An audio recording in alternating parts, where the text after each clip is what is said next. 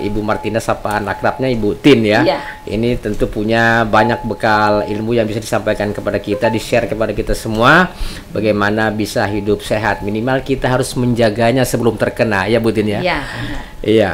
Baik, Bu Tin, tema kita hari ini menarik sekali terkait dengan demam berdarah. Karena memang memasuki musim hujan seperti ini biasanya ini demam berdarah mulai meningkat lagi. Tadi Bu Tin sudah mengatakan bahwa di beberapa rumah sakit termasuk Rumah Sakit Fatimah juga ada pasien yang sekarang dirawat terkait mengidap penyakit demam berdarah. Dan tidak menutup kemungkinan juga di rumah sakit lain biasanya juga meningkat ini. Nah, ini yang kita mau tahu ini Bu Tin terkait dengan demam berdarah ini. Karena ini kan bukan penyakit lama sebenarnya. Ya, sosialisasi dari tahun ke tahun sudah dilakukan oleh baik pemerintah, instansi terkait dan lain sebagainya. Dan memang tidak henti-hentinya kita harus memberikan kewaspadaan kepada masyarakat terkait demam berdarah ini. Banyak juga sih Bu yang awam terkait dengan demam berdarah ini. Ya. Kan kadang bintik-bintik gatal-gatal aja dikatakan, oh demam berdarah jangan-jangan. Iya. Baik, Bu Tin, sebelumnya kita mau bertanya dulu bagaimana suasana Perpatima saat ini? Oh ya, puji Tuhan, Perpatima saat ini pas hari ini adalah hari pertama untuk kita menerima hari pertama mahasiswa baru masuk. Istilahnya sekarang pra PPKMB. Jadi nanti PPKMB-nya itu program pengenalan kampus bagi mahasiswa baru itu tanggal 1 Pak. Tapi kita sekarang sudah mereka kita datangkan sekarang untuk sosialisasi apa yang akan dilakukan nanti pada tanggal 1. Itu yang mereka sekarang sedang sosialisasikan. Para mahasiswa baru sudah berada di ruangan Aula Akbar Fatimah saat ini. Kalau tidak salah informasi sudah ada 60 mahasiswa yang sudah mendapatkan nomor induk. Nomor induk mahasiswa sudah terdaftar di Benedikti. Iya, berarti mereka harus siap-siap mengabdikan dirinya menimba ilmu dan nantinya bisa mengabdikan kepada masyarakat terkait ilmunya. Luar biasa kepada Fatimah ini pelayanannya terhadap masyarakat. Dan tidak menutup, belum tertutup pendaftaran. Masih bisa Bapak Ibu kalau masih ada insan mesra, kalau masih ada keluarga kenalan yang masih mau mendaftar, kita belum tutup karena belum mulai perkuliahan. Oh, belum dimulai perkuliahan. Iya, nanti kita itu mulai pada tanggal 12. Kalau masih ada yang menyusul silahkan. Apakah mengalami kendala perkuliahan di tempat lain atau masalah apa, silahkan komunikasi dengan kami. Bisa take over ke situ ya. Susah nggak sih Bu masuk untuk Fatimah? Syarat-syaratnya mungkin? Ya, syarat-syaratnya. Oh, syaratnya itu kan sebetulnya biar dia sudah berkeluarga, yang penting dia bersedia. Kalau laki-laki umur sampai 36 tahun boleh. Oh, maksimal 36 tahun. Masih bisa kita. Masih bisa kita. 10 tahun yang lalu. Laki-laki perempuan sama, cuma kalau sudah berkeluarga ya harus ada komitmen jangan hamil selama kuliah. Karena sangat berat. Mengganggu aktivitas ya. Iya. Sementara menimba ilmu. Kalau laki-laki boleh saja tapi maksimal 36 tahun. Syarat-syarat lain, Bu? Syarat-syarat lain ya itu harus tes kesehatan dulu. Ada tes kesehatan, tentunya bebas dari segala jenis penyakit menular seperti itu. Termasuk psikologisnya ya. Harus siap. Fisik minimal tinggi batas maksimal minimalnya itu 150. 150 minimalnya. Iya. Khusus laki-laki tadi Pak Dimas, laki-laki tidak boleh hamil.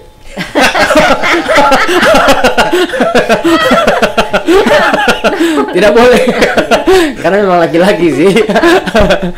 Baik Ibu Tin, sambil bercanda, santai aja nih Bu Tin. Karena memang untuk penanganan seperti ini kan biasanya tidak perlu terlalu tegang. Untuk memberikan wawasan pengetahuan terkait demam berdarah ini kita perlu rileks dan memahami betul apa sebenarnya penyakit ini. Kalau tidak salah ini juga merupakan salah satu penyakit yang membunuh, efektivitasnya tinggi, membunuh kematian ya. Membunuh teratas. Teratas ya. Nah, mungkin bisa dijelaskan dulu ya terkait dengan apa sebenarnya ini demam berdarah ini. Ya kan ada demam panggung, ada demam ini demam berdarah ini Bu Tin. Benar. Nah, ini kenapa saya juga waktu sudah seminggu yang lalu kami sudah mempersiapkan bahwa kira-kira apa yang sedang ini sekarang, karena kita sekarang bersyukur alhamdulillah bahwa pandemi sudah mulai longgar, mari kita masih tetap menjaga protokoler di tempat-tempat tertentu dan mungkin ini penyebabnya salah satunya ya memang kalau kita di bidang kesehatan ada saja itu pikiran bahwa kemungkinan ini jadi mungkin karena kita terlena dengan adanya maksudnya ini pandemi, kita fokusnya di pandemi corona ini sehingga masyarakat ini lengah dengan DBD ini, demam berdarah dengue. Nah, mungkin kurang memperhatikan lagi kesehatan lingkungan, kebersihan lingkungan, apa sih yang biasa menyebabkan terjadinya ini. Nah, itu mungkin orang lupa sehingga merebaklah ini sampai terjadi ada namanya sudah masuk shock sudah masuk shock itu kalau orang sudah sampai tambah darah. Nah, itu sekarang marak itu di TPB ada sementara itu dicarikan darah ke sana kemari ada jadi termasuk di beberapa di Fatima ini baru-baru mungkin di tempat lain cuman kan hanya kita ini melihat bahwa ternyata kasusnya ini sudah mulai lagi naik jadi kita kembali lagi harus mengingatkan masyarakat ini hati-hati dan kita tidak bisa mengatakan dari apa anaknya harus makan ini atau orangnya harus karena penyebabnya adalah nyamuk bukan makanan bukan makanan kan?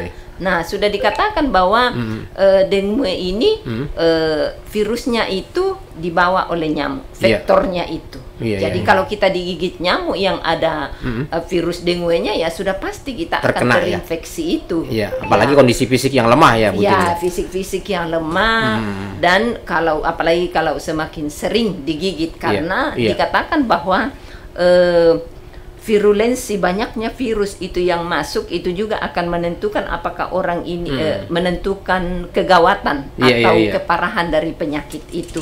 Biarpun juga baru satu kali digigit kalau memang artinya daya tahan lagi menurun tetap juga sakit. Walaupun juga mungkin digigit kalau ada nyamuk yang mengandung virus dengue yang menggigit tetapi kondisi bagus orang itu misalnya pasti mengalami gejala gejala demam tetapi tidak jangan sampai tambah darah dan memang khasnya bahwa sekarang ini susah orang membedakan yang mana sebenarnya ini apa saya ini sakit apa saya panas tiba-tiba kemudian penyakit lain juga ada infeksi infeksi yang kita kenal faringitis peradangan pada tenggorokan itu bisa juga panas mendadak tiba-tiba dan panasnya biarpun kadang-kadang minum obat penurun panas itu tidak akan turun kurang lebih sama gejalanya sehingga apa sebenarnya yang membedakan itu harus spesifiknya harus diwaspadai sama masyarakat ini terutama sama anak-anak karena kalau kita orang dewasa kan kita bisa mengeluh saya ini kenapa saya kok pusing saya ini kalau sudah mulai terganggu namanya konsentrasi darah itu akan mengalami pusing karena apa spesifiknya virus ini dia akan meningkatkan namanya permeabilitas apa bahasanya permeabilitas celah pembuluh darah darah itu kan punya celah tetapi kecil sedikit tidak boleh lewat protein tidak boleh lewat darah yang ada di dalam tidak boleh dia keluar yang boleh keluar hanya yang dibutuhkan misalnya karbohidrat gula itu hanya boleh keluar dari pembuluh darah tetapi komponen darah tidak boleh keluar nah ini khasnya pada virus ini pembuluh darah itu akan dibuat itu melebar sehingga keluarlah itu komponen darah makanya disebut masuk shock kodong karena turun trombositnya trombosit ini sel darah merah bukan trombosit itu adalah bagi darah komponen darah di pembekuan jadi makanya orang gampang perdarahan kalau orang terserang virus ini. Makanya sering mimisan lah kemudian kadang muntah darah ada juga yang sampai buang air besar darah kalau itu sudah masuk di dalam sudah grade 4 kalau masanya itu bukan misalnya kalau digigit detik ini digigit misalnya dia bereaksinya itu berapa hari tidak langsung begitu jadi kita digigit hari ini dia masa inkubasi itu biasa sampai 15 hari tetapi kadang panasnya kan nanti itu dia muncul itu di hari ketiga itu baru mulai artinya muncul gejala yang khas pada gejala awal itu hampir sama dengan infeksi-infeksi lainnya seperti tadi saya bilang, infeksi tenggorokan juga itu kan tiba-tiba biasa suhu naik. Nah, sama juga ini. Tetapi kelihatannya di hari ketiga itu adalah itu tadi sudah mulai muncul itu bercak-bercak merah. Bercak-bercak merah itu merah itu muncul karena itu tadi pembuluh darah bocor.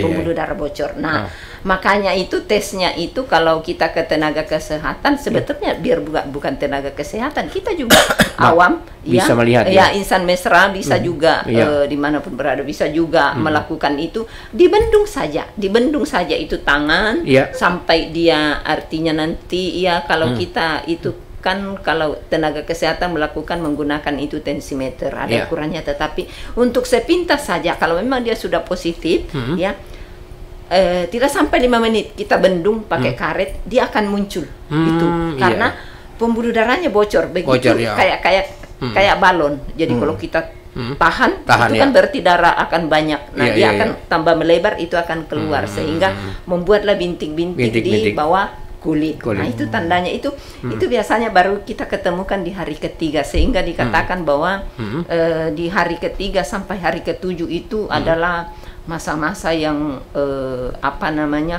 masa kritisnya, masa harus kita waspadai. Di situ bisa terjadi perdarahan hebat dan tidak selalu dimunculkan dengan bahwa dia mimisan, tidak selalu juga kadang orang hanya turun saja terus trombositnya karena kan terjadi perdarahan.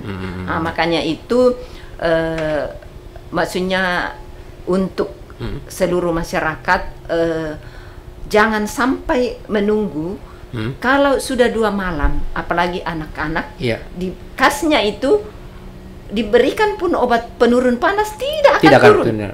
Berbeda dengan yang lain, infeksi yang lain. Demam biasa kalau dikasih kayak demam flu flu.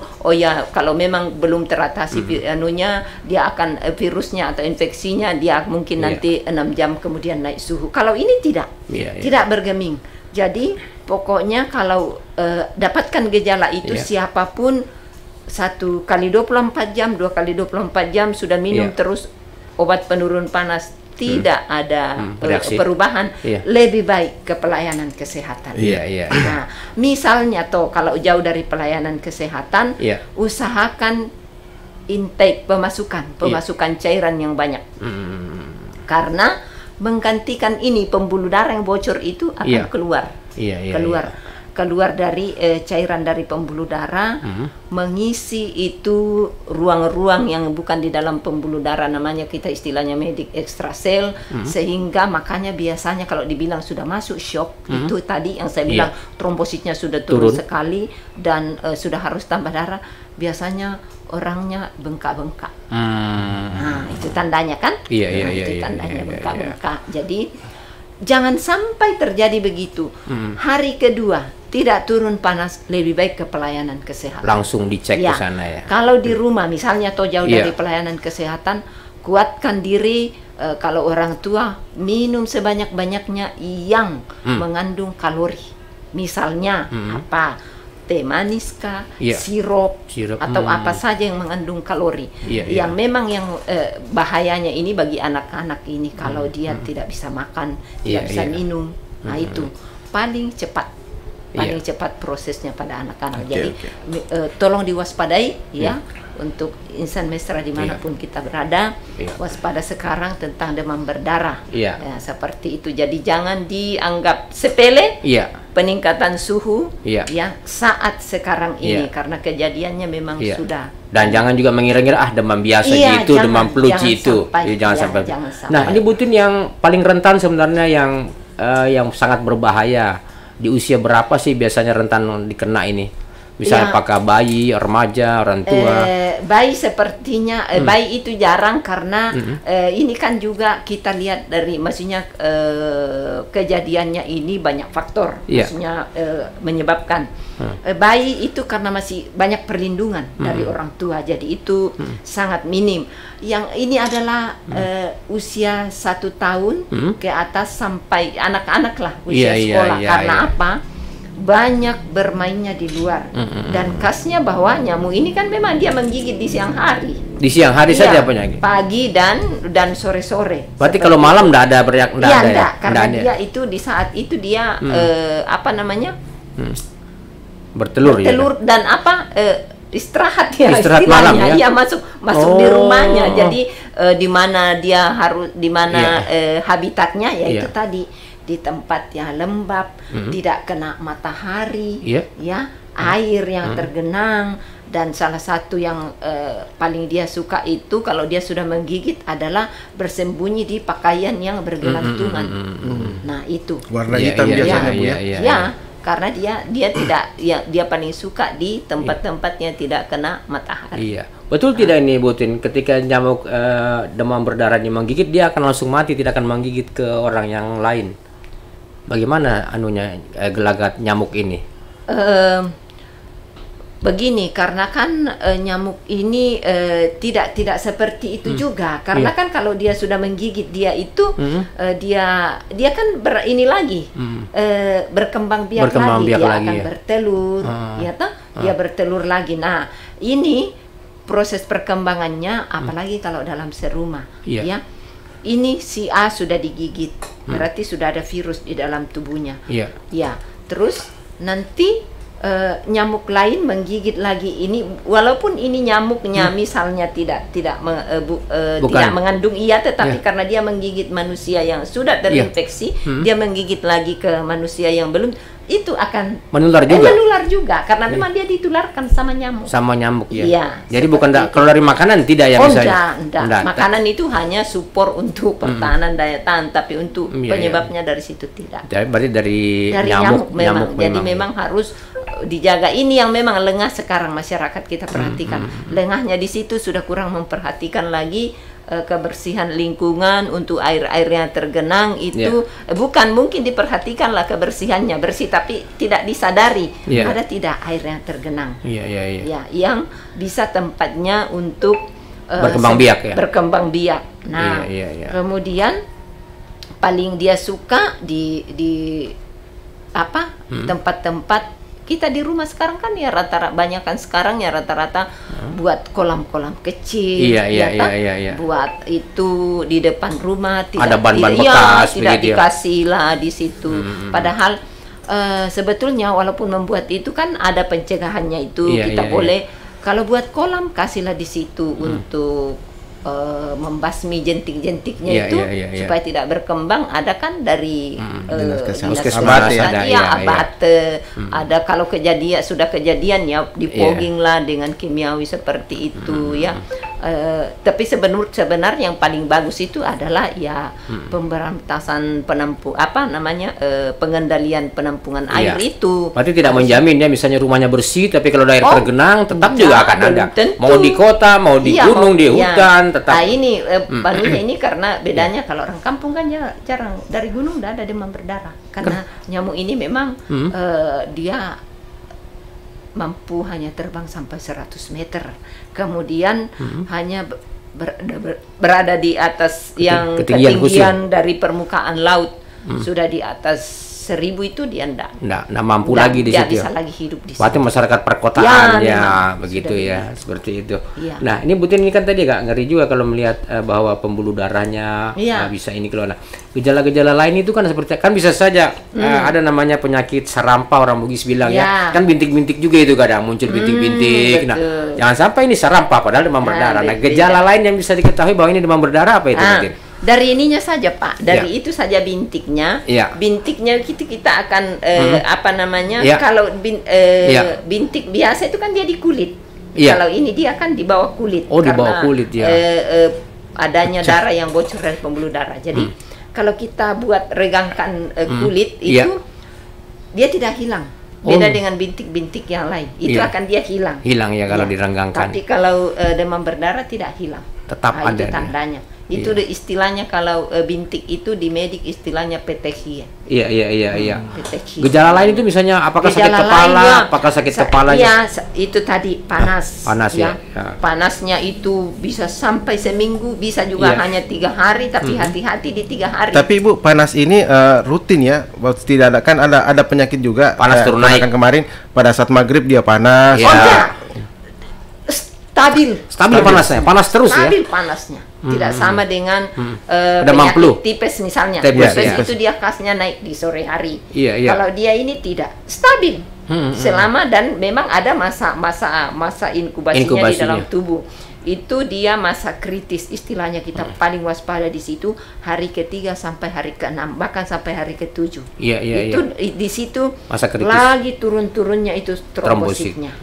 Ya, makanya itu kepastiannya itu bahwa dia biasanya demam berdarah itu kalau sudah mulai turun trombositnya. Maksudnya ada yang diperiksa di dalam darah, itu yang dipastikan untuk pelaporan bahwa ini sudah positif. Seperti itu.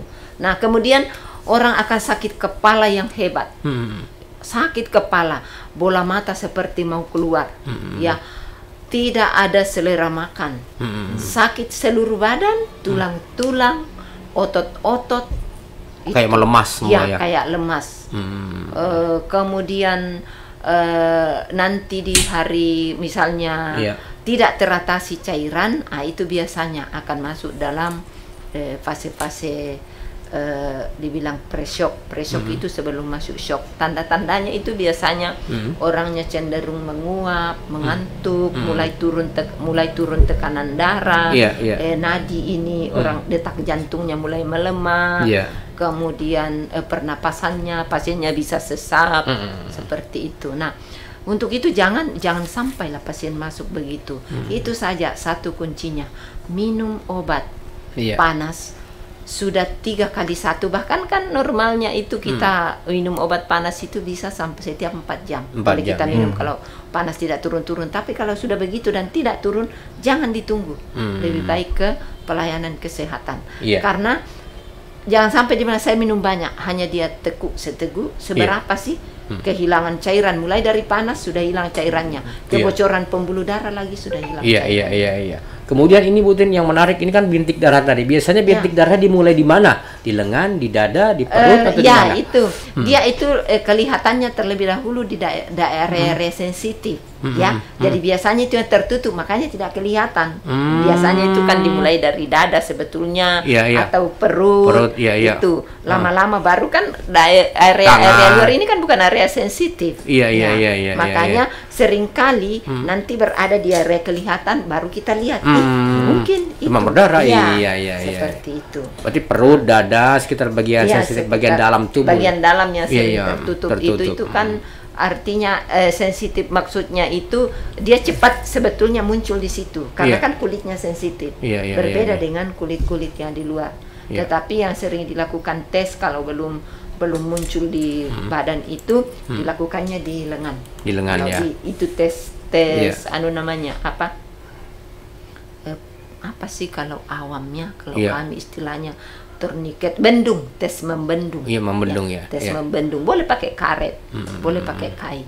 Biasanya ini kan tingkat nyamuk juga berbeda-beda. Kalau mungkin diluruskan sama Ibu Tin, ini kan sampai ada yang membawa kematian itu biasanya anak-anak. Ini biasanya seperti penyakit demam berdarah seperti apa sih yang bisa membawa ke kematian? Itu karena itu tadi sudah kehilangan cairan.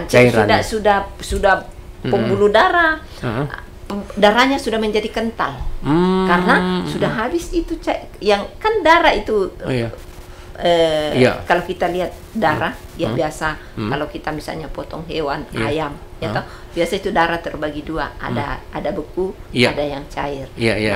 Ada serum, ada plasma. Serumnya itu yang keluar, plasmanya tinggal itu yang merah, kental. Lama-lama darah tidak beredar kan sudah kental. Itu istilah magicnya hipopolemik.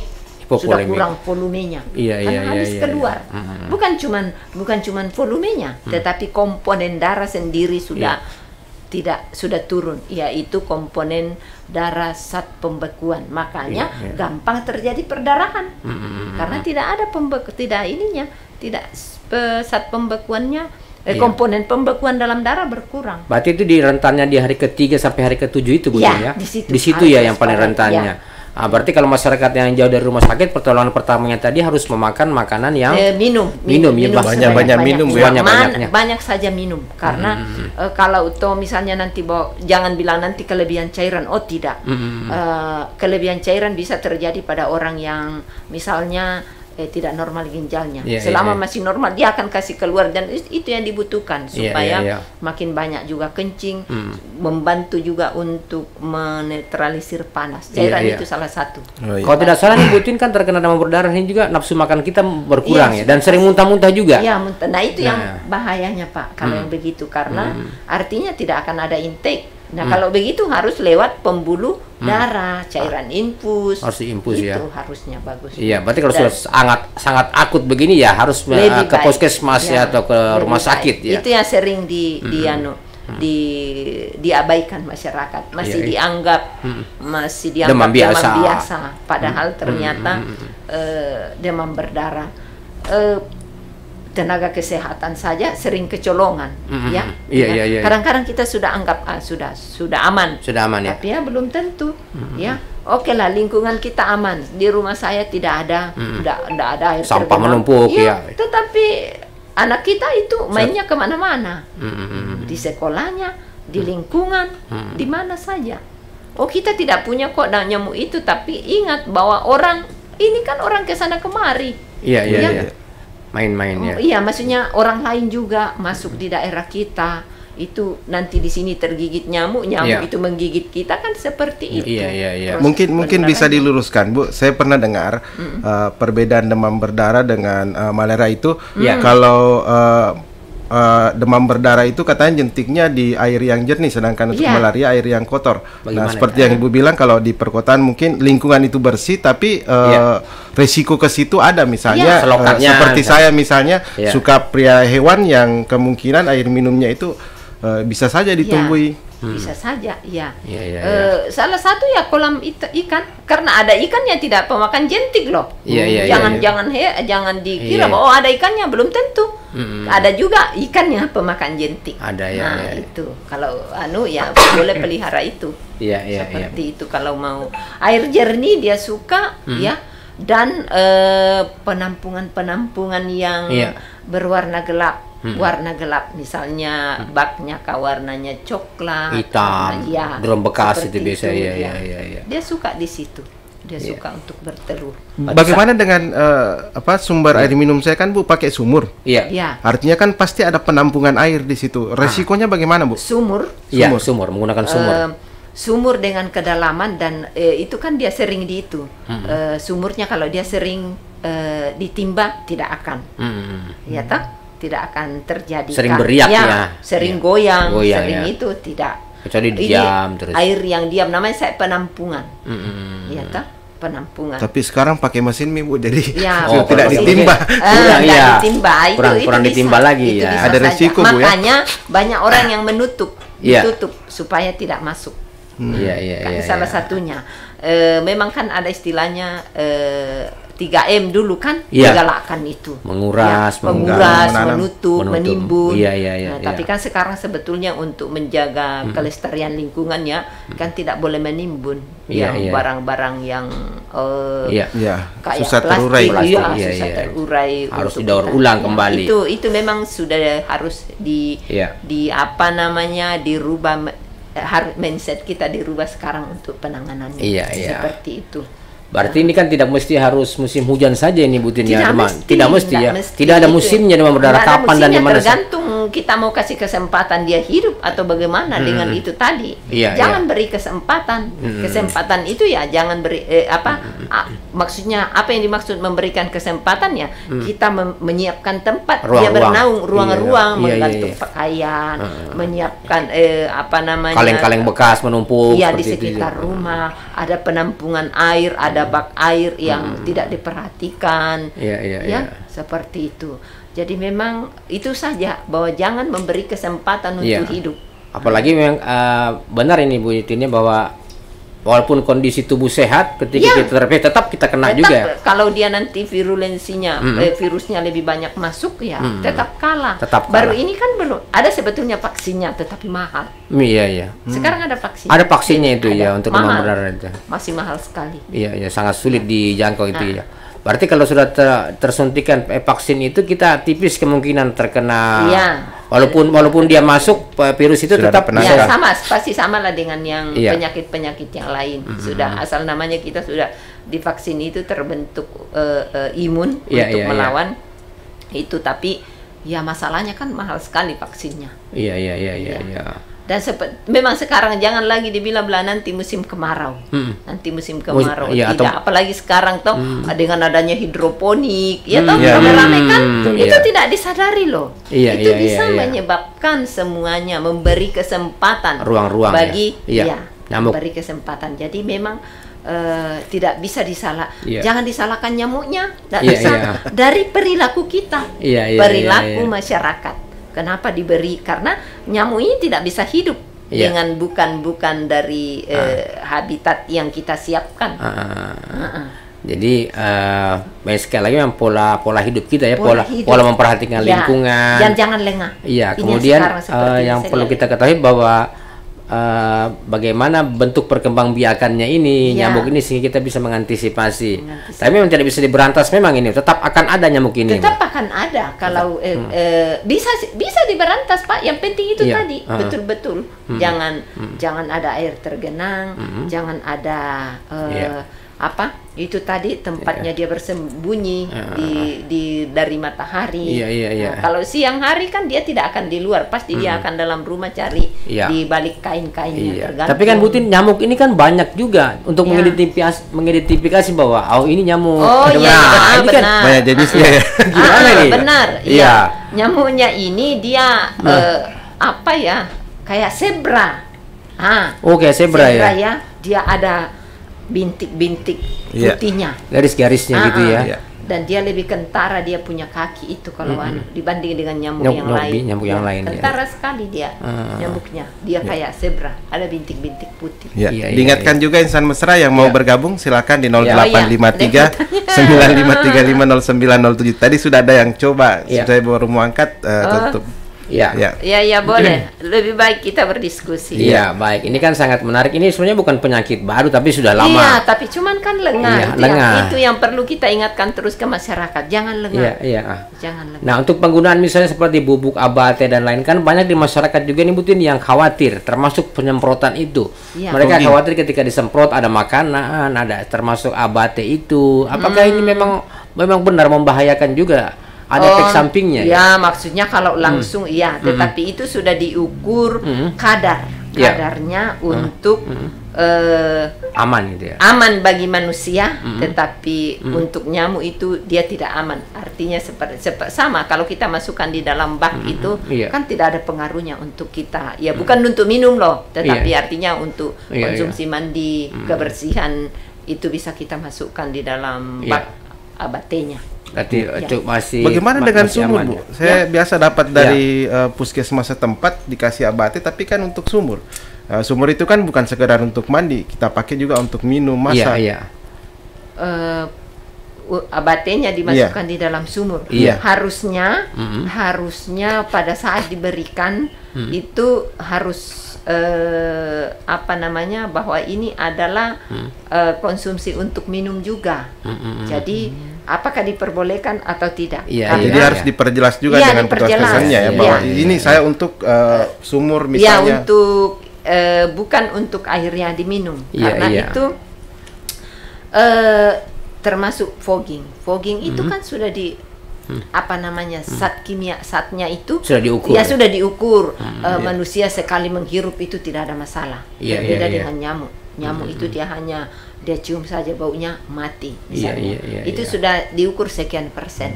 Sama dengan alkohol. Karena saya pernah dapat juga kan kita sebagai masyarakat umumnya ketika ada kasus di situ otomatis minta fogging, sedangkan kadang dari dinas kesehatan bilang juga fogging ini merupakan langkah terakhir kita untuk pencegahan itu. Bagaimana dengan itu, Bu? asapnya pengasapan. Nah ini seringkali memang menjadi sekarang karena memang dilematis saya lihat di dinas kesehatan memang sekarang agak selektif, memang harus selektif melihat betul tidak. Nah itu tadi bahwa betulkah sumbernya dari situ, ya. Nah, ini saya kasih contoh, misalnya kejadian di rumah saya. Saya bilang, oh mungkin anak saya, apakah rumah saya harus dipogging? Dari dinas kesehatan bahwa oh tidak Bu, karena ternyata data yang kita dapat dari rumah sakit, tempat tinggal anak yang beda, tetapi sekolah sama. Jadi kita kemungkinan dari sekolahnya. Jadi tidak segampang itu juga memang pogging, karena kan poggingnya itu biayanya mahal. Besar juga, betul. Besar biayanya. Obatnya itu Nah kalau kita juga pogging bukan cuma rumah itu, salah kalau cuma rumah itu. Ingat bahwa nyamuk ini bisa terbang sekian meter. Nah rumah kita dipogging, selesai nanti hilang baunya, hilang itunya dari tetangga datang. Nyamuk tetangga yang datang. Seperti paling tidak minimal kalau fogging ya 1 RT. Kalau tidak RT kan bertetangga dengan RT yang lain lagi. 1 RW. Nyamuknya kan seperti itu. Bisa kemana-mana nyamuknya. Itu jadi memang yang memang untuk memutus rantainya ya kembali lagi ke perilaku. Seperti itu ya perilaku kita. Akan muncul terus keluhan. Kadang sih ada yang juga menggunakan obat nyamuk, tapi kan tidak selamanya pembunuh nyamuk yang asap bakar itu bisa membunuh nyamuk itu. Nah tingkat kekebalan nyamuk itu hanya pencegah. Saya kasih ilustrasi seperti ini. Kalau ada seseorang yang panas, bukan hanya dikasih obat panas, tapi kita cari apa penyebab panasnya, itu yang diatasi. Kalau dia panas karena kurang cairan, penuhi cairannya. Tanpa minum obat panas, dia akan berhenti panasnya. Kalau cairannya terpenuhi, sama dengan ini. Kita mau terus pakai obat nyamuk, ya bukan itu. Nyamuknya yang harus. Jangan dikasih kesempatan nyamuknya. Seperti itu. Bukan malah nyamuk lain mungkin iyalah, tetapi kalau untuk Aedes aegypti nama nyamuknya ini jenisnya, janganlah dikasih kesempatan hidup. Jangan bawa sudah enggak apa-apa. Tiap malam kok saya pakai obat nyamuk. Itu hanya antisipasi saja. Sebenarnya bukan jalan keluar. Ini sama dengan malaria Bu ya sebenarnya. Demam berdarah ini malaria juga ya? Enggak, beda. Beda ya malaria dengan demam berdarah ini. Sangat beda. Sangat beda ya. Sangat beda. Malaria itu dia lebih memang juga menyebabkan infeksi, dan dia lebih ke jaringan-jaringan endotel. Endotel itu artinya jaringan yang berada di dalam tubuh yang lebih dalam, misalnya berada di otak, berada di hati, berada di limpa. Nah itu dia tempat-tempatnya itu malaria. Makanya dapat juga menyebabkan kematian. Tapi penyebabnya nyamuk juga malaria. Nyamuk juga. Sama nyamuknya beda nyamuknya. Beda kelasnya, beda spesiesnya. Oh beda ya. Iya. Beda. Tapi ciri-ciri nyamuknya sama ya enggak? Enggak sama. Beda juga ya. Kalau malaria ini jarang mungkin ditemukan. Malaria tentunya pasti setiap daerah rawa pasti ada. Malarianya. Malaria pasti ada nyamuk, ada malarianya.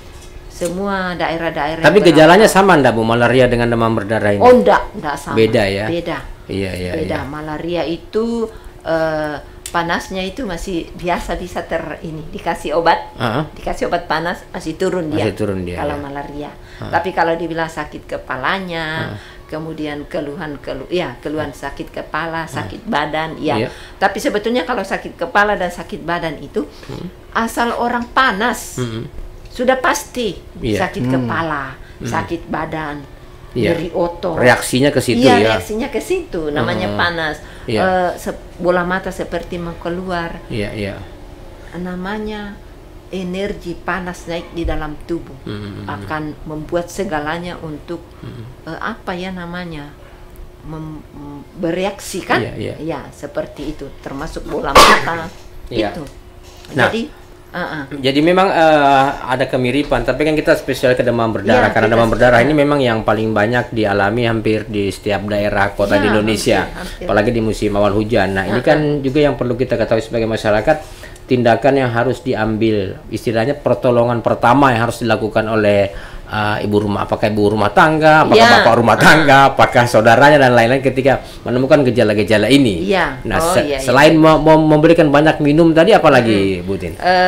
Tentunya ya namanya orang panas tentunya harus istirahat, ya. Banyak istirahat, haruslah istirahat orang panas. Kemudian pastilah menyiapkan obat-obat penurun panas di rumah. Sekali lagi kalau Anda sudah diberikan sampai 3 kali 4 kali panas tidak turun, lebih baik ke pelayanan kesehatan langsung dibawa, seperti itu. Yang paling sering terjadi itu pada anak-anak. Kalau panasnya di atas tergantung ambang kekuatan dari masing-masing anak berbeda. Paling sering itu laki-laki. Perempuan itu lebih tahan panas daripada anak laki-laki. Iya, itu sudah pasti. Anak perempuan jarang kejang. Yang paling sering kejang anak laki-laki. Bukan bilang tidak ada. Tetapi perbandingan persen berbeda. Persentase lebih banyak laki-laki. Persentasenya laki-laki lebih banyak. Nah, suhu biasanya kalau laki-laki melewati saja 38,5 derajat Celcius, biasanya anak-anak sudah kejang. Bahkan mengigau kadang, ngeracau bicara. Apalagi kalau sudah dibilang 39 ke atas, aduh ke atasnya berapa, sudah tidak tahu. Biasanya kalau kejang itu, seringkali kalau kejang orang tua bilang, nak minum, Iya. Jangan dikasih minum anak-anak kalau sedang kejang. Oh, nggak boleh dikasih minum. Jangan. Justru berbahaya. Kalau anak-anak kejang, orang kejang, semua fungsi hampir berhenti. Sehingga kita masukkan ke dalam mulutnya itu air, dia tidak akan telan, tapi air itu akan mengalir masuk saluran pernapasan. Justru kita membunuh. Aspirasi namanya. Jadi jangan. Seringkali orang tua dia kasih minum, dia kasih itu kalau anaknya kejang, jangan. Ya, justru harus dicegah. Yang bisa ditimbulkan sama kejang itu biasanya lidahnya tergigit atau bagaimana. Itu yang harus kita alas dengan sendok. Ya, masukkan itu sendok ke dalam mulut, tapi sendoknya dialas dulu dengan kain. Kasih gigit. Lebih baik dia gigit itu sendok, walaupun dia keluar lidahnya tidak akan tergigit karena sudah ada sendok yang mengganjal. Berarti satu pemahaman lagi nih Mas, bahwa ketika kejang-kejang ini anak-anak di rumah jangan sekali-kali berikan air minum ya. Dikasih minum. Justru membahayakan karena semua fungsi tubuh tidak berfungsi ya. Namanya saja kejang. Makanya oksigen itu tidak beredar loh dalam tubuh saat kejang. Saat kejang itu ya. Ya, makanya seringkali ada anak-anak, kenapa dia begitu? Tidak bisa bicara, tidak bisa jalan. Orang tuanya bilang, kodong waktu dia kecil itu umur 1 tahun pernah panas tinggi kejang. Sudah pasti kalau lama kejang. Kenapa? Otak tidak dapat oksigen. Karena namanya kejang. Tidak berfungsi semua. Iya, pembuluh darah itu kejang, tidak jalan aliran darah. Itu yang paling dicegah. Makanya kalau di pelayanan kesehatan ada orang kejang, segera pasang oksigen. Iya. Tidak akan bisa dia bernapas normal kalau dia kejang. Segalanya tidak berfungsi, darah tidak mengalir. Pembuluh darahnya kejang. Nah itu jadi bahaya kalau kita memberi minum. Kan orang tua kan spontan. Awam tidak paham. Kasih minum. Kasih minum, nak minum. Aduh, jangan. Justru berbahaya. Iya. Itu yang harus dilakukan ya. Tapi ketika misalnya masa inkubasi itu tidak kejang, harus diberikan banyak seperti manis-manis, minum yang manis-manis. Minum yang berkalori. Selain juga air putih, tapi minum yang berkalori. Susu tidak apa-apa ya misalnya. Susu boleh. Ya. Tetapi sebisa mungkin jangan yang membuat lambung terangsang. Karena namanya saja dalam kondisi fisik terganggu pasti asam lambung naik. Pastilah. Jadi kalau dipicu lagi dengan pemberian misalnya susu coklat atau bagaimana, jangan. Ya, biasanya kalau coklat ketemu asam itu justru lebih merangsang muntah. Sekedar meluruskan lagi nih Bu Tin, ada juga yang mengatakan bahwa ketika kita memakan kayak buah-buahan kayak jambu biji, karena ada itu kemasan minuman jambu biji kan.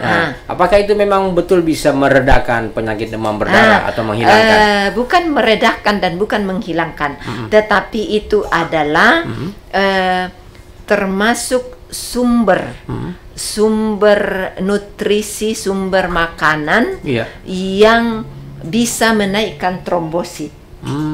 Itu jambu.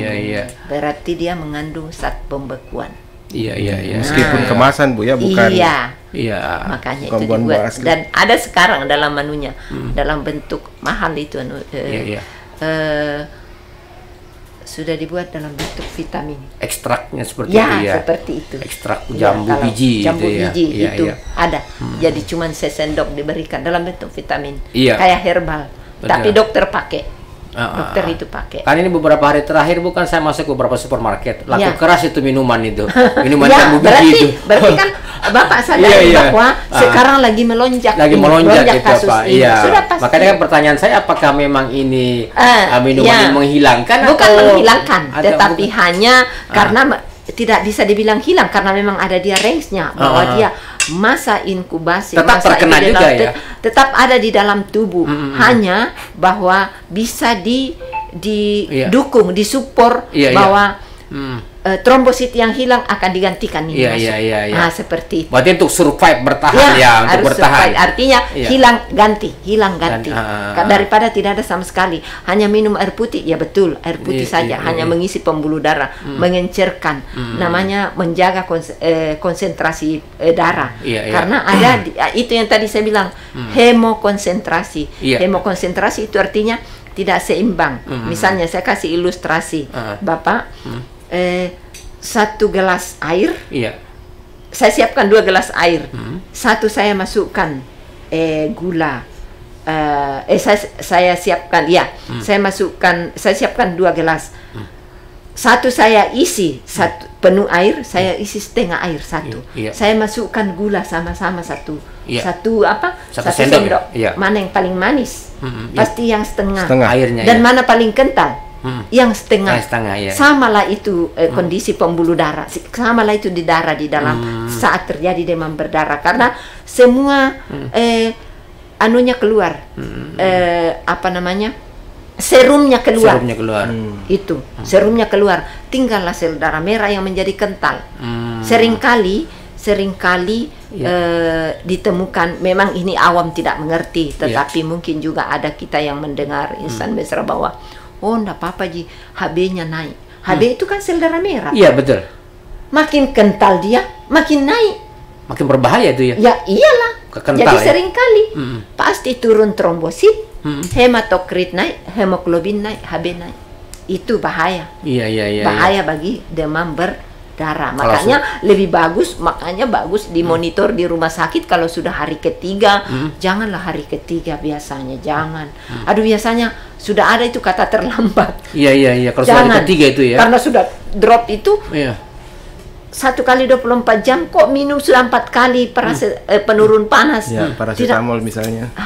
Lebih baik bawa itu. Jangan sampai terlambat. Ya kalau survive minumlah dan masih saya tidak rasa apa-apa. Kalau orang tua jarang. Tapi yang paling sering anak-anak. Kita kan orang tua kadang sudah tidak maksudnya minum ndak enak, makan ndak enak. Tapi kan kita pikir, bukan enaknya kita pikir, tapi manfaatnya. Tapi kalau anak-anak tidak, enak. Nggak mau minum air putih, ndak enak air putih. Dan komunikasi dengan anak juga agak susah untuk menjelaskan keadaan dirinya. Beda kalau orang tua, Pak, ini memang jangan lihat enaknya, tapi ini Bapak butuh, ini Ibu butuh. Kita minum apapun kalau dibilang obat kan. Tapi anak-anak itu yang paling sering bahaya, dan masuk hari ketiga, hari keempat, kalau sudah ada kata terlambat di hari ketiga, hari keempat, hari kelima, betul-betul dokternya bekerja keras. Jadi sehingga tidak usahlah menimbulkan stres. Paling aman segera bawa ke itu penanganannya. Paling lambat 3 hari panas tidak turun Bu ya. Untuk pencegahan paling bagus pola hidup ya. Jangan salahkan nyamuknya. Kita yang memberikan ruang dia untuk hidup berkembang. Jangan berikan ruang untuk dia punya habitat. Iya. Itu kayak sistem politik nih Mas. Istilahnya jangan berikan ruang dia untuk dia maju.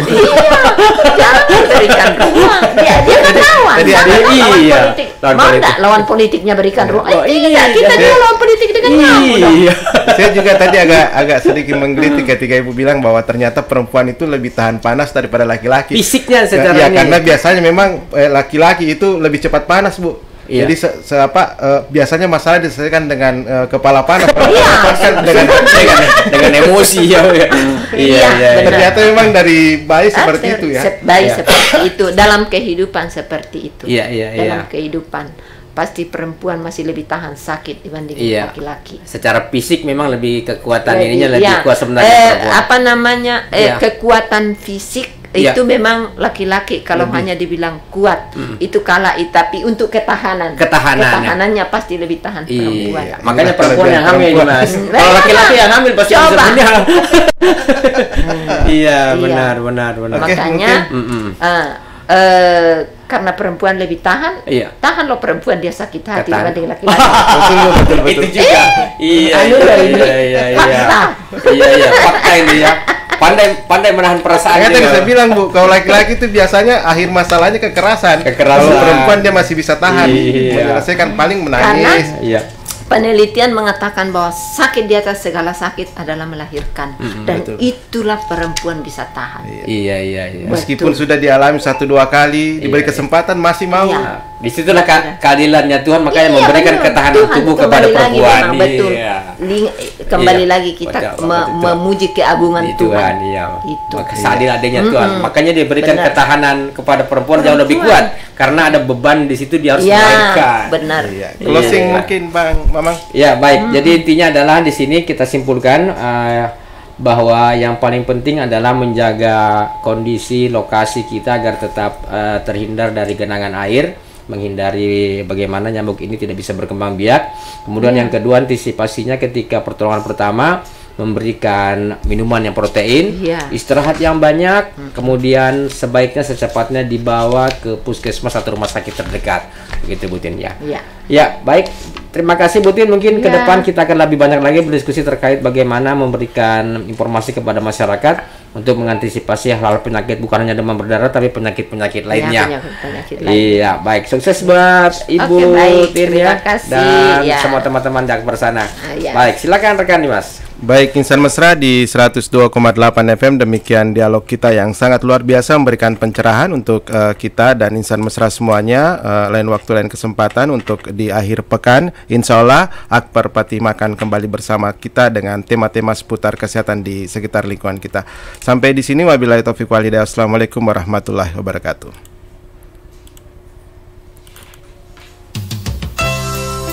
Kesehatan adalah keadaan sejahtera dari badan, jiwa, dan sosial yang memungkinkan setiap orang hidup produktif secara sosial.